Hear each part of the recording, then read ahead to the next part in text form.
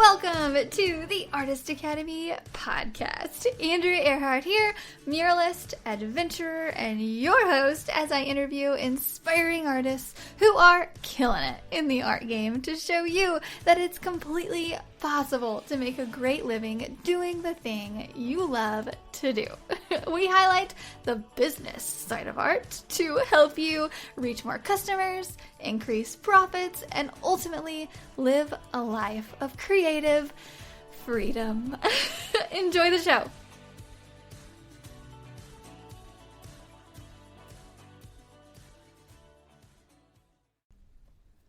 This episode is sponsored by the Mural Master Program inside of the Artist Academy Advanced membership.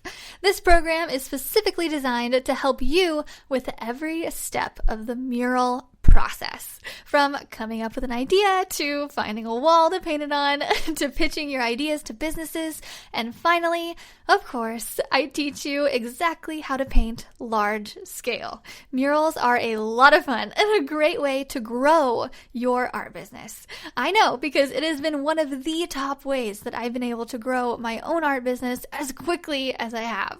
With several years of experience as a muralist, I've dialed down the painting techniques, the proposals, the pitching, the whole bit. And now I've compiled it into one resource for you called the Mural Master Program. This is included inside of the Artist Academy Advanced membership, and I would love to invite you to join us by going to artistacademy.co, that is artistacademy.co, and click the link to see the Mural Master Program and learn more. And that's it, so let's get on with the show. Hello, hello! Our episode today is all about deposits. It's so fun. But before we get into that, I got a lot of great feedback from last time when I just told you a little bit about my day, and this has a purpose to it, so just let me get into it. It is Monday night right now as I'm currently recording this. I'm actually recording it live inside the Artist Academy Advanced so that they can get a little sneak peek and also ask me questions throughout this so I can answer it for them. But it is 9 o'clock at night and I'm recording this the night before this airs, so you will be hearing it about 12 hours from now. And this is just procrastination at its finest. And I wanted to share that because I think it just kind of makes it a little bit more real and to show you that I am not some superhuman person. Sometimes things get procrastinated and sometimes, life gets busy. And I'd painted 10 hours today. So that's why this is happening at 9 o'clock at night. And so I painted for 10 hours today, and then I came home, and my husband was like, hey, let's go out and let's get something to eat. And I was like, okay, well, we gotta hurry because I gotta record something as soon as we get home before we go to bed. He's like, okay. So we're at dinner, and we're talking, and I'm like trying to hurry through everything, and he's talking, and we just have some conversation, and I kind of slow down a little bit and relax.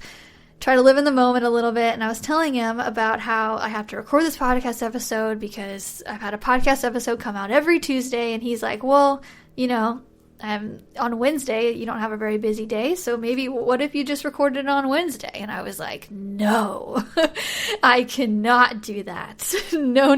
That's a big no. And I just kind of also had a short reminder to myself that I've had a podcast episode come out every single Tuesday morning for the last year and a half since I started the podcast. And I know, so every Wednesday in the Artist Academy Advanced, we do a little thing where it's like a win Wednesday and you celebrate your wins. And so I just took a second as I was literally speaking that to my husband and saying how I couldn't miss this Tuesday because it's been, it's a tradition. It's a consistent thing that I do. And so I was like, oh, I'm just kind of patting myself on the back for being that consistent for a year and a half because that's a big deal. And I wanted to share that because I know that how much that I share that consistency is the key to doing so much. The consistent artist, or the consistent podcaster, or whatever you're doing, consistency will beat out raw talent or lazy talent any day. If you can be consistent and you can just practice over and over, that is what's going to get you there. And I practice what I preach, which is why I did not just say, oh, well, maybe I can do it on Wednesday. I was like, no, that goes against everything I'm literally preaching to you guys every week, is consistency and doing the hard stuff and doing the part of business stuff and all of that. So I just want to say even though it's a little inconvenient for me to be doing this at night because I have to go paint all day tomorrow too, I'm still doing it. I'm still showing up, and I hope that encourages you as well to show up and do the thing, even though it's a little hard, and to get it out there, because it really, really, really does make up for it in the end, and it's the way to go. Okay, I'm gonna get off my little soapbox there, and we're gonna talk about deposits.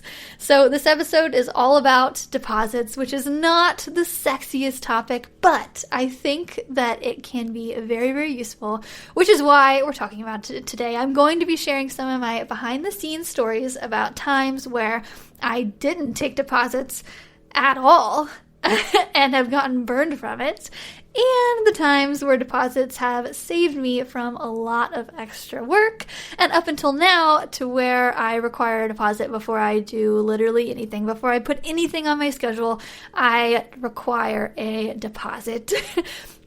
But I want to talk about the pros and cons of that, and I want to really compare and again, this is from my point of view. I think a lot of artists have different ways of doing this, but compare it from when I first started out and, maybe not taking some deposits back then, and how that benefited me. So how not taking deposits in the very beginning benefited me up until now, to where taking deposits is also benefiting me because I'm a little bit further along, and how that changed.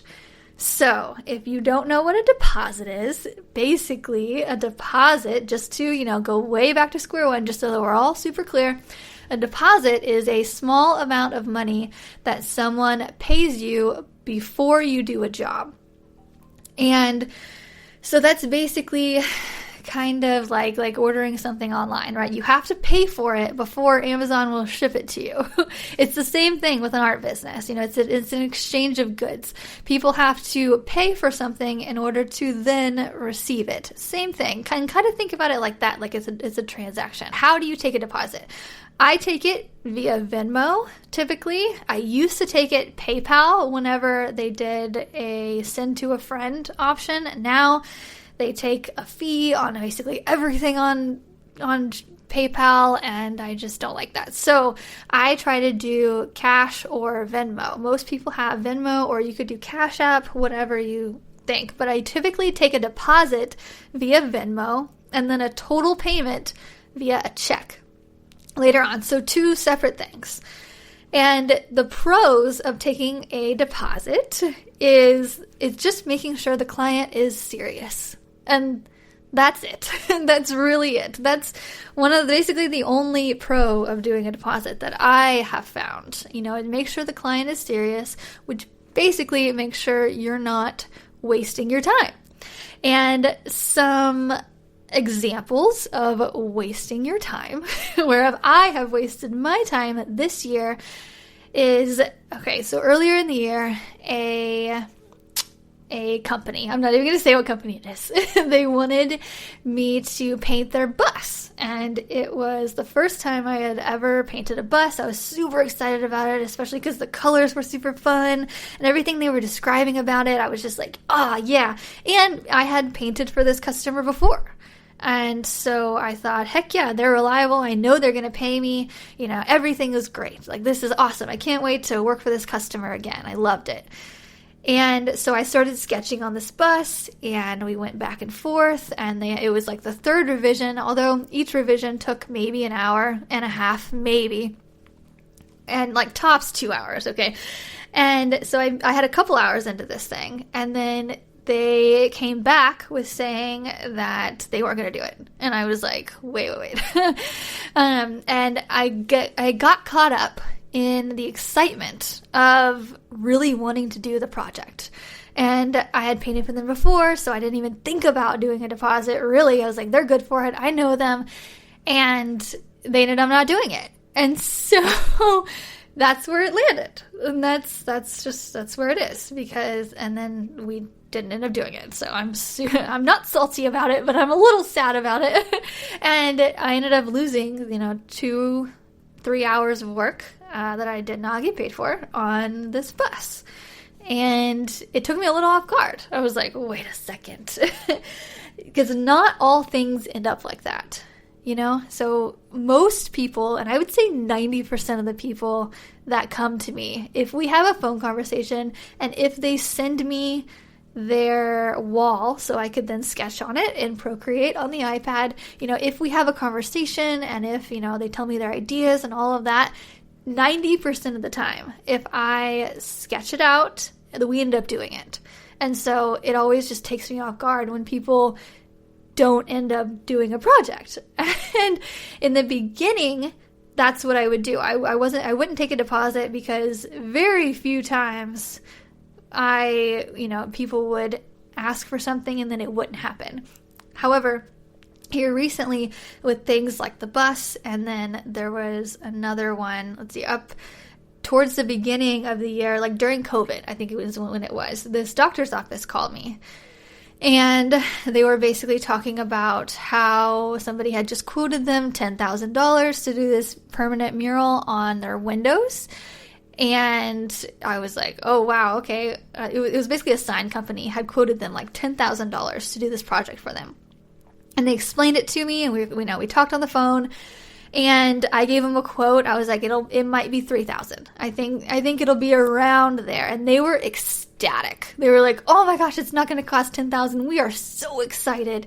And so I thought in my head, okay, these guys are good. Like, they are down. Like, it's happening. So I spent about 2 hours on sketches. They sent me their photos and everything, and I got it all mocked up.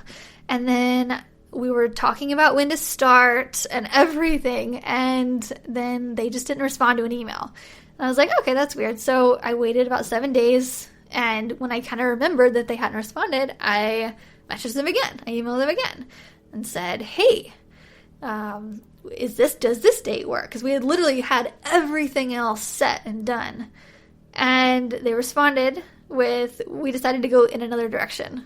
And that's it. And I was like, wait. And I was like, okay. So I wrote back and I said, hey, so can I ask why? Like, what's going on? Like, it's okay. Very nice about it, but just like really wanting more explanation. And they were just very short and saying, no, thank you. And so I was like, great. So a few hours are wasted again. And so these happened a couple months apart, and then a couple more happened this year. And just to, remind you that 90% of the jobs that approach me end up going through with no hassle at all. And I thought it was just weird here recently that so many just kind of kept falling through for some weird reasons. And or they just decided not to do it or whatever. And I think it's because they had no skin in the game. And these were several $1,000 projects. And when it came time to it, I think they were excited in the beginning, and then something happened to where, they put something else above this project. So they wanted to invest it somewhere else, or they wanted to do this instead, or they're going to use someone else, or they could use my sketches. I have no idea. But something happened because they don't have any skin in the game, and they can do that.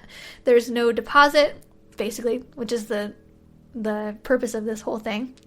There's no deposit, and there's no reason for them to, see this out. And I think some people, so I had this happen again with a chiropractor company in Kansas City, actually earlier, and I did multiple revisions for her. I didn't take a deposit because I just, I'm very Midwest girl like that. So I was like, nice, yeah, everybody, a handshake is good enough. Like they said they were going to, so they're going to do it. Like, I'm very naive like that.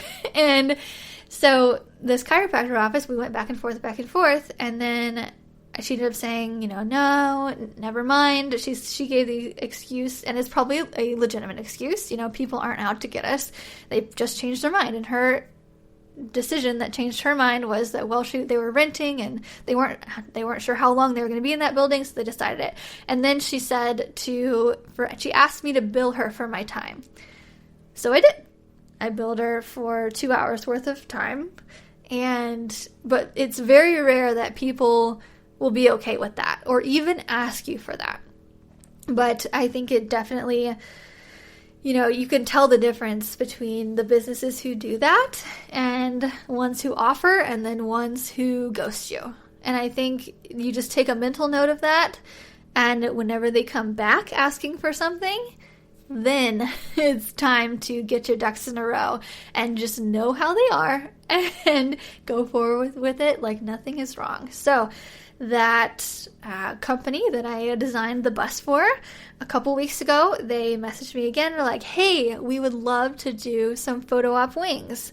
And I said, oh my gosh, I would absolutely love to. Again, not acting mad at all that, they wasted my time with the bus, whatever, we're moving on. They were like, okay, yeah, and they just went to explain how they wanted a bunch of candies on these wings and how they wanted this and not that. I was like, okay, awesome. Cannot wait to do this for you. This sounds amazing. And it's actually funny because I pulled up the proposal that I did for them a year and a half ago. So this was two weeks ago we were talking about it, and a year and a half ago I had actually pitched to them candy wings and they decided not to do it. So I got to be like, hey, okay, I pulled this out of our email from, so many months ago. Is this what you're meaning? Because they had thought it was a brand new idea to them. And they're like, oh, well, yeah, kind of like that, but we want some changes. And I was like, okay, no big deal. I'm going to take a $300 deposit. It's probably going to cost you $1,500 total for the wings. I have some time open early December. Does that work for you? And then they replied with, okay, we're going to have to talk about this. We'll let you know. So basically, they weren't serious again. They weren't serious. And, I think things like this happen and it makes us a little like, dude, really? But we really can't take anything personal. We're in an art business, and taking something personal like that is not always a good idea. So, however, learning from your mistakes like that is a really, really good idea. So asking for a deposit, which is why now I always ask for a $300 deposit up front, and then I tell them that they pay the rest whenever they are happy and love it in the end. And a lot of people like to hear that because I'm going to make sure that they love it in the end. I know that. And just to know that they don't have to pay any more until the end of it, I usually say, hey, this is a $300 deposit, and then you pay the rest when I'm finished and you love it. And every single customer responds with a very great, response to that saying, that quote. I basically tell them that exact thing every single time. And I'm just going to repeat it again. Just so, you guys don't have like a deer in headlights whenever somebody's asking you for something and you're scared to ask for a deposit. I always say, okay, awesome. I just take $300 now to start sketching and hold a date, and then you pay the rest after I'm done and you love it. Just like that. And I say love it because I think it's just really, really assuring to know that I'm on their side and I'm not just going to take their money and throw something up. I'm going to make sure that they love it, which is the business we're in. Unless you're, in your studio painting for yourself and you just sell your paintings, that is a little different, and bless you, because I feel like that is one of the artist's ultimate dream, is to just paint whatever you want, whenever you want. But I am in a customer service business right now. Murals are very much, you were taking the customer's vision and making it come to life on their wall, and we're putting our own little spin on it, but ultimately it's their idea that we have to, make into something and put on a 2D wall and make it 3D and make sure that they love it. So really just saying, you pay the rest after you love it really helps them. So when I take a deposit, it's usually a low deposit, $100, $300, $500. It's also very much dependent on the job. If it's a very small job, sometimes like a one-day project, sometimes I'll do $100. If it's a 2-day project, sometimes I'll do $300. And if it's a bigger project, I take $500 before I even start sketching. So, and then if it's even a bigger project than that, I usually take $500 before I start sketching, and then I'll take even more before I start painting. But taking some money before you start sketching just ensures that your time is not wasted, and it also makes sure that they are serious. After all of this happened, so it's only been about a couple months since I've decided to take deposits. And let me tell you why. So in the beginning, I heard something from an artist who was much more experienced than me, and I feel like that's how we all get our advice, right? Or artists that are much more experienced than us giving us advice, kind of like this. But he told me that if you show a client a design that they love, they'll make it happen and they'll pay whatever you want. So for the first couple years, having been given that advice, my main mission was to create a sketch that the client loves so that I can charge appropriately. And I think, asking for money up front before there's any sketch, any ideas put on paper, anything, I think you're running the risk of, a client backing out before they love it. Okay? And nowadays, I'm going to take a deposit no matter what all the time because my schedule is full and I don't have time to just do a lot of different sketches for a lot of different people. It doesn't matter to me anymore because I know that there will be another customer, and it doesn't matter to me if I get every one of the customers that approaches me. However, in the beginning, I know how precious that is, and I know how you're feeling whenever someone approaches you on Instagram or Facebook and they slide into your DM and they're saying, "Hi, I saw you've been doing art. I need my garage doors painted. How much would you charge?" And you're like, oh my gosh, what do I say? I don't want to outbid myself. What do I do? And I know you're saying that because I have Artist Academy students messaging me, as you should. I love when they do this, by the way. So Taryn, if you're listening, or anybody else who messages me all the time on Instagram, I love it. So keep doing it. But I know from you guys messaging me and telling me how you're feeling and me literally feeling your anxiety through the inbox, I know that whenever someone messages you and you're in the very beginning of your career, and it might be, your first mural or your first 5 murals or whatnot, you do not want to lose a customer. Ever.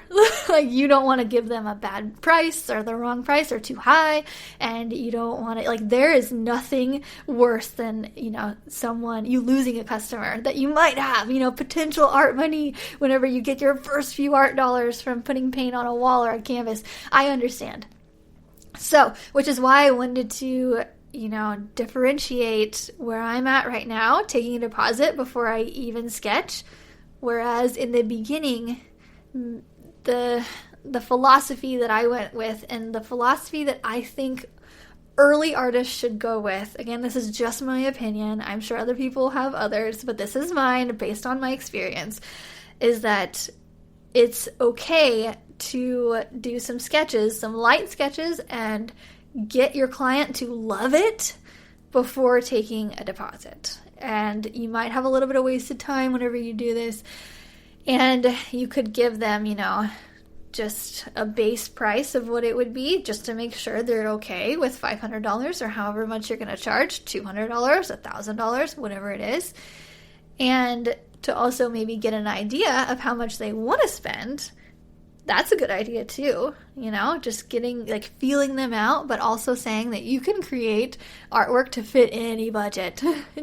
Whatever your budget is how amazing I'm going to make it. Whether it's going to be basic or if it'll be, a little bit more expensive, it'll be amazing. That's literally what I tell people. I'm like, I can fit a mural into any budget.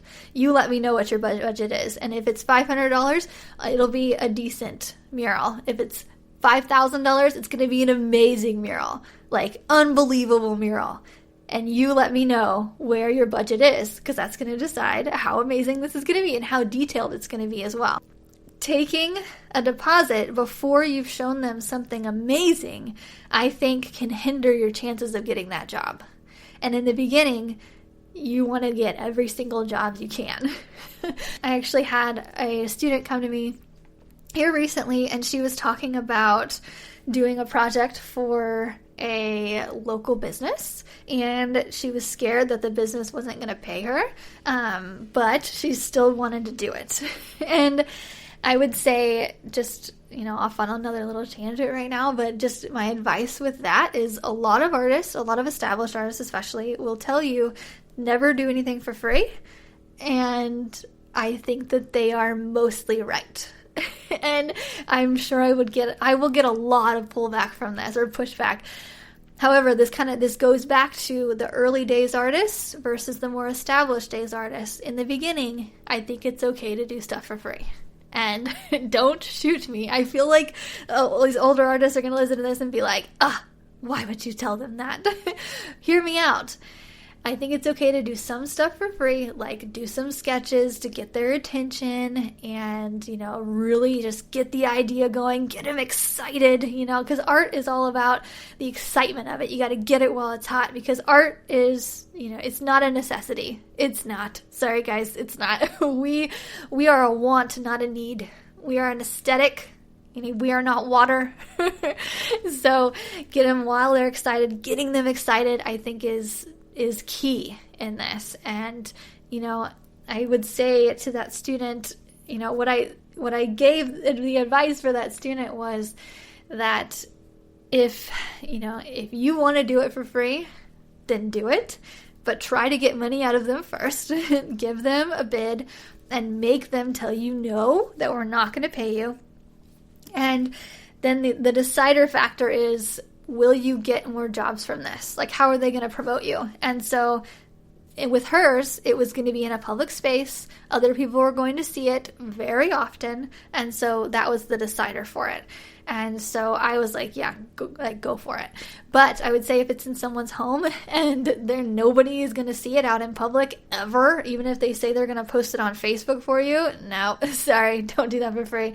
But if it's in a public setting, so like this one was a bar and they were going to have her art there, and it might have led to other jobs. And so I said, yes, do that for free. Okay, that's on a different tangent. I feel like I could make a whole episode on whether you should do stuff for free or not. And again, I feel like I'm shielding myself and like, other artists, please don't come after me for telling other artists to do it for free, because I think there's a time and I think there's a place, and I think each scenario needs to be ironed out on its own. So if you have a scenario where someone's wanting you to do something for free, just send me a DM on Instagram. I would love to hear it out, and I would love to talk to you about it, and maybe help give you a little bit of advice, because there are a lot of scenarios where you should not do art for free. You should not. But in the beginning, I think you should take what you can get, and especially maybe if it's a nonprofit. That's what I did in the beginning. If it was a nonprofit, I was like, whatever, I'm not taking a deposit. I'm not doing anything. I'm just going to do it for you for free, because you're making the world a better place. Okay, anyway. Okay, so Kelly Patridge has a question. She is watching live in the Artist Academy Advanced, and she has a really, really great question. So thank you for bringing this up, Kelly. She asks, is the deposit refundable?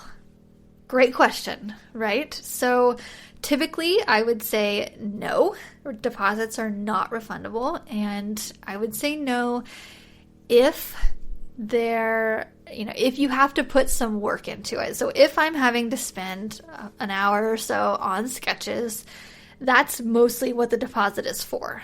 It's to make sure I'm not wasting my time on sketches and not wasting time at all, and make sure they're serious. And it's also to hold the date. So I tell everybody, you don't get a spot in my calendar unless you have a deposit. And I mostly say it in a way nicer way by saying the deposit is for me to start sketching and to hold a spot on my calendar. And they're like, okay, great. And so if there's a bunch of time in it that I put into it, and I've actually never had someone cancel. So I don't know that I'm really good at, giving you two sides of the coin on this answer.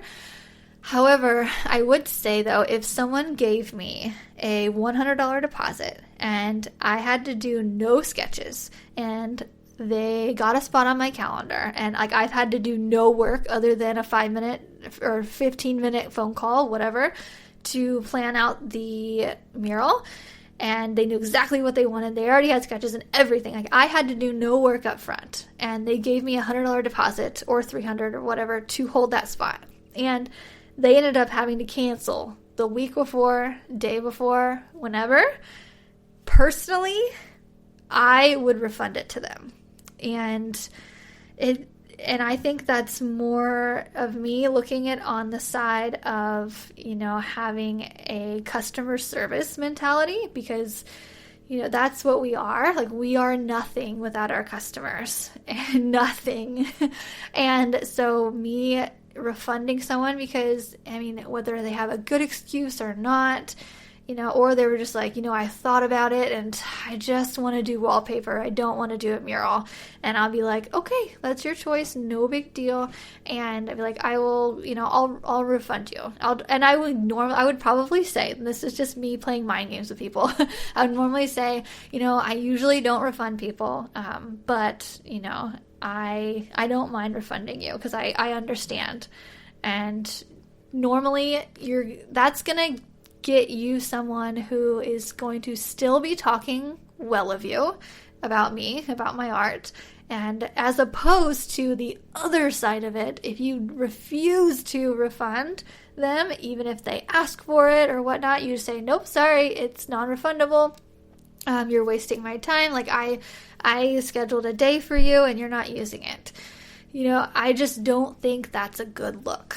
And other people might think otherwise, but my personal opinion is we are in a customer service industry, and we are nothing without our customers, and making someone happy is what we do. That is what we do for a living. And so, refunding someone if they need it, if you've put in no work, I think that is legitimate.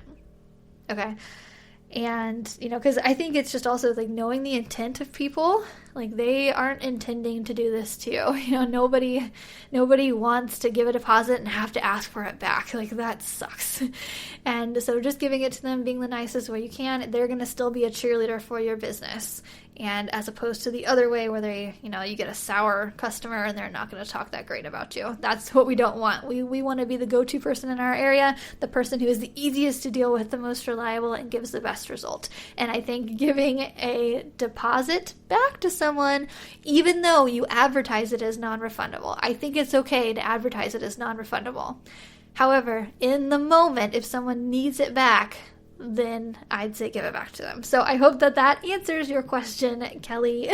Thank you so much for asking, is the deposit refundable? Let's see. Okay, so as I was having dinner with my husband earlier, I was telling him about the subject that I was going to do, because he is very much into this business with me. He hears all the things, and I go over all the scenarios with him, and he's like, I have something to add. I'm like, oh, what is it? He's like, you should remind everybody that, and myself, because I'm not very good at doing this, you should remind people that whenever they get a deposit to do sketches, as soon as the client likes it, the client needs to sign a contract. And I just laugh at that because I have a really nice contract. It's amazing, and it would hold up. And I never have people sign it because I don't want to say never. I'd say 50% of the time I don't have people sign it because, again, I am this nice Midwestern girl who thinks that anybody who tells me they're going to do something, they're going to follow through with it. And I've never been burned with it before. I think that's the thing. Is with deposits, I've gotten burned because I've wasted my time. On a contract, I have not gotten burned yet to where someone has not paid. Oh, wait. Now that I'm thinking about it, yes, I have once, just one time, and it was like a $500 job, which is one of the lower end jobs for me. But okay, yeah, that's happened once. Okay, once last year. Anyway, okay, it hasn't happened that much, and so I have a really hard time remembering to send out a contract to literally everybody, but that is in the same subject as this. So you should have a contract for your business that basically just states how much was paid, so how much of a deposit they have paid, and how much they're going to pay, and how much they are expecting. So again, that just makes sure that you know, if they have a budget for a medium mural, like a medium amazing mural, so not super low budget, not super high, but right in the middle, that needs to be stated. And however way you want to do that, you can say medium amazing, whatever you think, whatever will hold up and whatever is understood. But he was like, make sure that you mention to them to send a contract, because that's just another part of it. Okay, so I told you to do that. And if you need contracts or an estimate template or a bid template to, show a bid for your job, or to show an estimate or an invoice template or anything, they are inside of your Artist Academy Advanced membership website. You can literally download them and plug into it. These are the exact bids and estimates and invoices and contracts that I use most of the time in my own art business. Okay, all right, that's about it. That's all really the stories that I have. If you don't want to waste any of your time, if you cannot afford to waste any time, and really, who can, then take a deposit. Take a deposit, guys, and a lot of people will not fight you on that, especially if it's super low and you promise them that you're going to do amazing. So, okay, I'm going to go to bed now. Okay, thanks for listening. I will see you guys next week. This episode is sponsored by the Mural Master Program inside of the Artist Academy Advanced membership. This program is specifically designed to help you with every step of the mural process, from coming up with an idea to finding a wall to paint it on to pitching your ideas to businesses, and finally, of course, I teach you exactly how to paint large scale. Murals are a lot of fun and a great way to grow your art business. I know, because it has been one of the top ways that I've been able to grow my own art business as quickly as I have. With several years of experience as a muralist, I've dialed down the painting techniques, the proposals, the pitching, the whole bit. And now I've compiled it into one resource for you called the Mural Master Program. This is included inside of the Artist Academy Advanced membership, and I would love to invite you to join us by going to artistacademy.co, that is artistacademy.co, and click the link to see the Mural Master Program and learn more. If you've enjoyed this episode, don't forget to subscribe and leave a review. If you review our podcast and send a screenshot of that review to me on Instagram, I am Art by Andrea Earhart. I will gladly share your art on my Instagram story with a reach of over 60,000 as a thank you for helping us grow this Artist Academy community. And speaking of community, if you would like to be a part of our absolutely free and very encouraging community on social media, just head over to facebook.com/groups/Artist Academy, and I will see you next week.